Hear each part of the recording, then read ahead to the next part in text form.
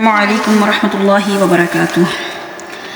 حب رسول سے مراد آپ صلی اللہ علیہ وسلم کے اقوال کے سامنے سر تسلیم خم اس طرح کرنا کہ اس میں اپنی رائے شامل نہ ہو، اور اگر ضرورت ہو تو عزت و ناموس مصطفیٰ صلی اللہ علیہ وسلم کے لیے اپنی عزیز سے عزیز اور قیمتی سے قیمتی اشیاء، رشتہ داریاں، یہاں تک کہ اپنی جان بھی قربان کرنے سے دریغ نہ کرنا۔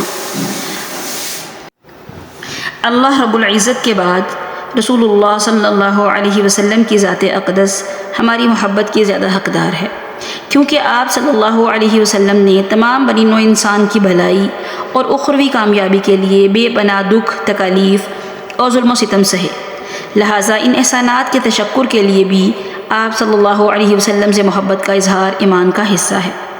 ارشاد خدا بندی ہے، قل ان کنتم تحبون اللہ فاتبعونی یحببکم اللہ۔ اے نبی فرما دیجئے، اگر تم چاہتے ہو کہ اللہ تم سے محبت کرے تو میری اتباع کرو، خدا تعالیٰ تم سے محبت کرے گا۔ پھر نبی کریم صلی اللہ علیہ وسلم کا ارشاد ہے، تم میں سے کوئی شخص اس وقت تک مومن کامل نہیں ہو سکتا جب تک میں اسے اس کے اہل و عیال، جان و مال سے زیادہ محبوب نہ ہو جاؤں۔ آئیے دیکھتے ہیں کہ محبت رسول کے کیا طریقے اور تقاضے ہیں۔ سب سے پہلے اتباع سنت۔ حب رسول کا تقاضا ہے کہ آپ کے ہر قول و فعل پر عمل کرنے کی کوشش کی جائے، اس لیے ارشاد ربانی ہے، وَمَا آتَاكُمُ الرَّسُولُ فَخُذُوهُ وَمَا نَهَاكُمْ عَنْهُ فَانْتَهُوا، کہ رسول کریم صلی اللہ علیہ وسلم جس کام کے کرنے کا حکم دیں وہ کرو، اور جس کام کے کرنے سے منع کریں اس سے رک جاؤ۔ پھر ادب و تعظیم سے ذکر خیر کرنا۔ حب رسول کا ایک تقاضا یہ بھی ہے کہ آپ صلی اللہ علیہ وسلم کے ادب و احترام اور عظمت کا خاص خیال رکھا جائے۔ ارشاد ربانی ہے، اے ایمان والو، اپنی آوازوں کو نبی کریم صلی اللہ علیہ وسلم کی آواز سے پست رکھو۔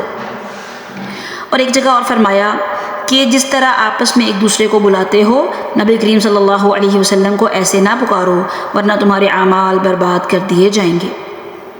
پھر اچھے اخلاق کو اپنانا۔ نبی کریم صلی اللہ علیہ وسلم نے اپنے بعثت کا مقصد بیان کرتے ہوئے فرمایا کہ مجھے اچھے اخلاق کی تکمیل کے لیے بھیجا گیا، اور آپ صلی اللہ علیہ وسلم کا ارشاد ہے کہ قیامت کے روز آپ کا قرب ایسے لوگوں کو نصیب ہوگا جن کے اخلاق سب سے اچھے ہوں گے۔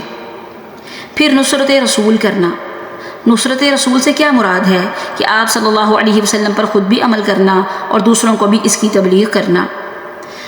پھر ان لوگوں سے محبت کرنا جن سے رسول اللہ صلی اللہ علیہ وسلم کو نسبت ہے، یعنی نبی کریم صلی اللہ علیہ وسلم سے سچی محبت کا تقاضا ہے کہ آپ کے اہل و عیال، عزیز و اقارب، اہل بیت سے محبت کی جائے۔ آپ صلی اللہ علیہ وسلم نے فرمایا، جس نے میرے صحابہ سے محبت کی اس نے مجھ سے محبت کی، اور جس نے ان سے دشمنی اور بغض رکھا اس نے مجھ سے دشمنی اور بغض رکھا، اور آخرکار اس کا ٹھکانہ جہنم ہے۔ پھر آپ صلی اللہ علیہ وسلم پر درود و سلام بھیجنا۔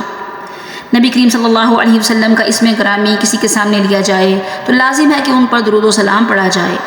اللہ تعالیٰ کا ارشاد ہے کہ بے شک اللہ اور اس کے فرشتے نبی کریم صلی اللہ علیہ وسلم پر درود بھیجتے ہیں، تو اے ایمان والو، تم بھی نبی کریم صلی اللہ علیہ وسلم پر درود و سلام بھیجا کرو۔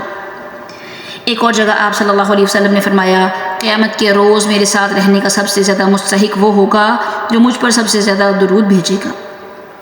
اللہ ہمیں حب رسول کے تمام تقاضے پورے کرنے کی توفیق عطا فرمائے، آمین۔